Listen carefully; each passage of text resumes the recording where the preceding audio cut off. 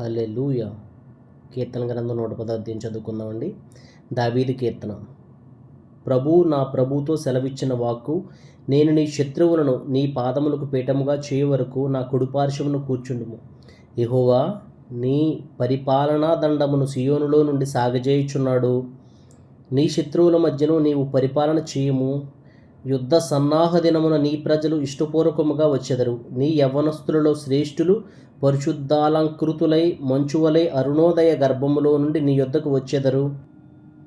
మెల్కీసెదకు క్రమము చొప్పున నీవు నిరంతరము యాజకుడవై యుందువని యెహోవా ప్రమాణము చేసి ఉన్నాడు. ఆయన మాట తప్పనివాడు. ప్రభువు నీ కుడిపార్శ్వమందుండి తన కోపదినమున రాజులను నలగగొట్టును. అన్యజనులకు ఆయన తీర్పు తీర్చును. దేశము శవములతో నిండియుండును. విశాల దేశము మీది ప్రధానుని ఆయన నలగగొట్టును. మార్గమున ఏటినీళ్లు పానము చేసి ఆయన తల ఎత్తును. ఆమెన్.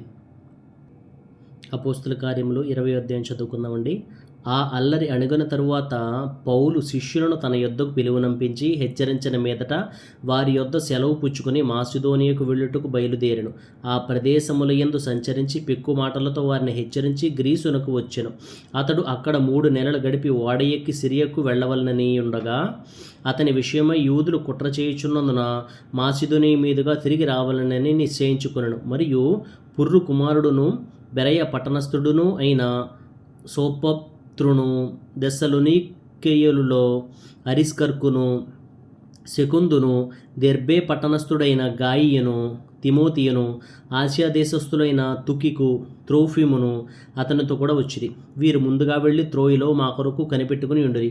పులిని రొట్టెల దినములైన తర్వాత మేము ఓడ ఎక్కి ఫిలిప్పి విడిచి 5 దినములలో త్రోయికి వచ్చి అచ్చట వారి యొద్ద 7 దినములు గడిపితిమి.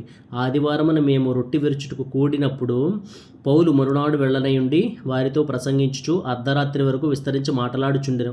మేము కూడియున్న మేడగదిలో అనేక దీపములు ఉండెను. అప్పుడు ఐతుకు అను ఒక యవనస్తుడు కిటికీలో కూర్చుండి గాఢ నిద్రపోయి పౌలు చాలాసేపు ప్రసంగించుచుండగా నిద్రాభారం వలన జోగి 3వ అంతస్తు నుండి క్రిందపడి చనిపోయిన వాడే ఎత్తబడెను. అంతటా పౌలు క్రిందికి వెళ్ళి అతని మీద పడి కౌగిలించుకొని, మీరు తొందరపడకుడి, అతని ప్రాణం అతనిలో ఉన్నదని వారితో చెప్పెను. అతడు మరలా పైకి వచ్చి రొట్టె విరిచి పుచ్చుకొని తెల్లవారు వరకు విస్తారముగా సంభాషించి బయలుదేరను. వారు బ్రతికిన ఆ చిన్నవారిని తీసుకుని వచ్చినప్పుడు వారికి విశేషమైన ఆదరణ కలిగెను. మేము ముందుగా ఓడ ఎక్కి అస్సులో పౌలును ఎక్కించుకొనవలనని అక్కడికి వెళ్ళితిమి. తాను కాలినడకను వెళ్ళవలనని అతడు ఆ ప్రకారముగా మాకు నియమించి ఉండెను. అస్సులో అతడు మాతో కలుసుకొనినప్పుడు మేము అతనిని ఎక్కించుకొని మిలేతునకు వచ్చితిమి. అచ్చట నుండి వెళ్ళి మరునాడు కీయుసునకు ఎదురుగా వచ్చితిమి. మరునాడు సెమెసునకు చేరి ఆ మరునాడు మిలేతుకు వచ్చితిమి. సాధ్యమైతే పెంతెకోస్తు దినమున యెరూషలేములో ఉండవలనని పౌలు త్వరపడుచుండెను గనుక అతడు ఆసియాలో కాలహరణము చేయకుండా ఎఫెసును దాటిపోవాలని నిశ్చయించుకుని ఉండెను. అతడు మిలేతు నుండి ఎఫెసునకు వర్తమానము పంపి సంఘపు పెద్దలను పిలిపించెను. వారు తన యొద్దకు వచ్చినప్పుడు అతడు వారితో ఇట్లనెను, నేను ఆసియాలో కాలుపెట్టిన దినము నుండి ఎల్లకాలము మీ మధ్య ఎలాగూ నడుచుకుంటునో మీరే ఎరుగుదురు. యూదుల కుట్ర వలన నాకు శోధనలు సంభవించును. కన్నీళ్లు విడుచుచు పూర్ణమైన వినయభావముతో నేను ఎలాగును ప్రభువును సేవించుచుంటునో మీకే తెలియను. మరియు ప్రయోజనకరమైనది ఏదియూ దాచుకొనక బహిరంగముగాను ఇంటింటను మీకు తెలియజేయుచు బోధించుచు దేవుని ఎదుట మారుమనసు పొంది మన ప్రభువైన యేసుక్రీస్తునందు విశ్వాసం ఉంచవలనని యూదులకును గ్రీసు దేశస్థులకును ఎలాగూ సాక్ష్యమిచ్చుచుంటునో ఇదంతయు మీకు తెలియను. ఇదిగో నేనిప్పుడు ఆత్మయందు బంధింపబడిన వాడనే యెరూషలేమునకు వెళ్ళుచున్నాను. అక్కడ నాకు ఏమేమి సంభవించినో తెలియదు గాని బంధకములను శ్రమలను నా కొరకు కాచుకొని ఉన్నవని పరిశుద్ధాత్మ ప్రతి పట్టణములోనూ నాకు సాక్ష్యమిచ్చుచున్నాడని తెలియను. అయితే దేవుని కృపా సువార్తను గూర్చి సాక్ష్యమిచ్చుట యందు నా పరుగును నేను ప్రభువైన యేసును పొందిన పరిచర్యను ముట్టింపవలనని నా ప్రాణమును నాకెంతమాత్రము ప్రియమైనదిగా ఎంచుకొనుట లేదు. ఇదిగో దేవుని రాజ్యమును గూర్చి ప్రకటించుచు నేను మీ మధ్యను సంచరించుచుంటిని. మీలో ఎవరునూ ఇక మీదట నా ముఖము చూడరని నాకిప్పుడు తెలియను. 26వ వచనం నుంచండి. కాబట్టి మీలో ఎవరి నాశనము విషయమైనను నేను దోషిని కానని నేడు మిమ్మును సాక్ష్యం పెట్టుచున్నాను. దేవుని సంకల్పమంతయు మీకు తెలుపకుండా నేనేమియూ దాచుకొనలేదు. దేవుడు తన స్వరక్తమిచ్చి సంపాదించిన తన సంఘమును కాయుటకు పరిశుద్ధాత్మ మిమ్మును దేనియందు అధ్యక్షులుగా ఉంచెనో ఆ యావత్తు మందను గూర్చి మీ మట్టుకు మిమ్మును గూర్చి జాగ్రత్తగా ఉండుడి. నేను వెళ్ళిపోయిన తర్వాత క్రూరమైన తోడేళ్లు మీలో ప్రవేశించడం నాకు తెలియను.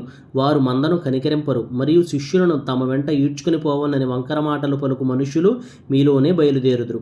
కావున నేను 3 సంవత్సరములు రాత్రింబగళ్ళు కన్నీళ్లు విడుచుచు ప్రతి మనుషునికి మానక బుద్ధి చెప్పితేనని మీరు జ్ఞాపకం చేసుకుని మెలకుగా ఉండుడి.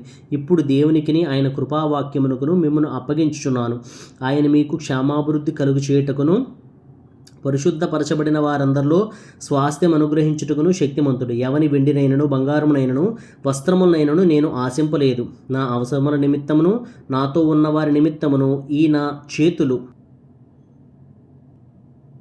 కష్టపడినవని మీకే తెలియను. మీరును ఇలాగు ప్రయాసపడి బలహీనులను సంరక్షింపవలననియు పుచ్చుకొనుట కంటే ఇచ్చుట ధన్యము అని ప్రభువైన యేసు చెప్పిన మాటలు జ్ఞాపకం చేసుకొనవలనను అనియు అన్ని విషయములలో మీకు మాదిరి చూపితననియు చెప్పాను.